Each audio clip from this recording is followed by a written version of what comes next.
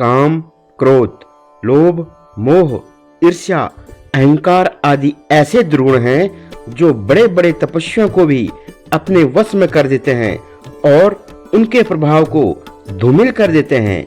ऋषि दुर्वासा इसके साक्षात परिणाम हैं।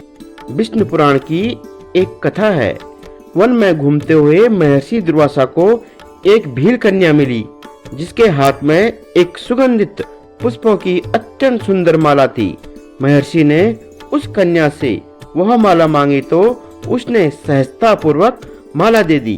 प्रसन्न महर्षि दुर्वासा वह माला पहनकर घूमने लगे।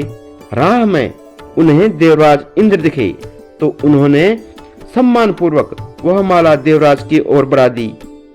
देवराज ने खुशी खुशी माला पहन ली, किंतु माला में बसी सुगंध उन्हें मुग्ध कर गई। देवराज क्या मुग्ध हुए, उनके वाहन ऐरावत भी मस्त हो गए। मतवाले ऐरावत ने इंद्र के कंठ से माला नोचकर भूमि पर फेंक दी। सब जानते हैं कि दुर्वासा अत्यंत ही क्रोधी थे। उन्होंने ऐरावत द्वारा माला फेंक दिया जाना बुरा लगा और उन्होंने इसे अपना अपमान समझ लिया। क्रोध में आकर उन्होंने देवराज इंद्र को श्राप दे दिया कि जा, तेरी शक्ति और तेरा तेज नष्ट हो जाएगा और तुझे स्वर्ग से बहिष्कृत हो जाना पड़ेगा। इंद्र पर श्राप लगा, उनका तेज जाता रहा।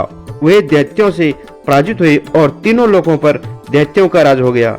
इस श्राप का दंड केवल इंद्र ने नहीं, समस्त त्रिलोक को भुगतना पड़ा। महर्षि दुर्वासा भगवान शिव के अंशावतार थे, पर इस छोटी सी कथा में उनके अनेक दुर्गुण स्पष्ट दिख जाते हैं। भील कन्या के हाथ में माला देखकर उस पर आकर्षित होना उनका मोह था और उससे माला मांग लेना उनका लोभ। फिर ऐरावत द्वारा माला फेंक दिए जाने पर क्रोधित होकर श्राप देना उनका अहंकार दिखता है। ऐरावत हाथी था और वस्तुओं को नोचकर फेंकना उसका प्राकृतिक स्वभाव था, पर बुद्धिहीन पशु के सहज व्यवहार पर क्रोधित होकर इंद्र को उतना बड़ा श्राप देना दुर्वासा का निरर्थक अहंकार ही दिखता है। श्राप देते समय दुर्वासा भूल गए कि स्वर्ग से इंद्र के निष्कासन का अर्थ है वहां दैत्यों राक्षसों के शासन की स्थापना। फिर दैत्यों के शासन में समस्त जगत को कितनी पीड़ा भोगनी पड़ी वे जानते हुए भी नहीं समझ सके और अनजाने में ही उस भीषण दुर्दीन के कारण बन गए।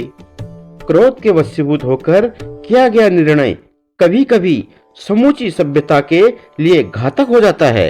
काम, क्रोध, लोभ, मोह, ईर्ष्या, अहंकार आदि ऐसे दुर्गुण हैं जो बड़े बड़े तपस्वियों को भी अपने वश में कर लेते हैं और उनके प्रभाव को धूमिल कर देते हैं।